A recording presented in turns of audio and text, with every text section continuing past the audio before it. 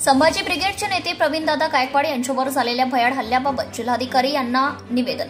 उपरोक्त विषयासंदर्भात आपणास कळवण्यात येते की संभाजी ब्रिगेडचे सन्माननीय नेते श्री प्रवीणदादा गायकवाड हे दिनांक 13 जुलै 2025 रोजी अक्कलकोट येथे एका पुरस्कार वितरण कार्यक्रमासाठी उपस्थित असताना त्यांच्यावर पाळत ठेवून भारतीय जनता युवा मोर्चाचा प्रदेश सचिव दीपक सीताराम काठे आणि त्यांच्या साथीदारांनी पूर्वनियोजितपणे शाई फेक करून भयाड हल्ला करण्याचा प्रयत्न केला।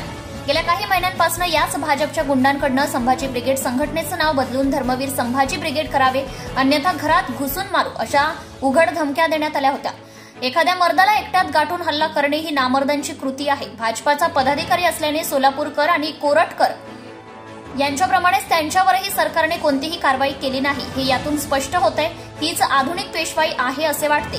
गेली 40 वर्ष सामाजिक क्षेत्रात तरुणांना योग्य दिशा देण्याचं कार्य करणाऱ्या प्रवीणदादा गायकवाड यांच्यावर हा भयाड हल्ला शासन, प्रशासन आणि पोलीस यंत्रणेची नाचक्की करणारा आहे। ही सरकारी यंत्रणेची मोठी हार आहे। कदाचित फडणवीस साहेबांच्या कार्यकाळात हेच अपेक्षित असावे। पेशवाई यापेक्षा वेगळी नसावी असे चित्र निर्माण झाले आहे।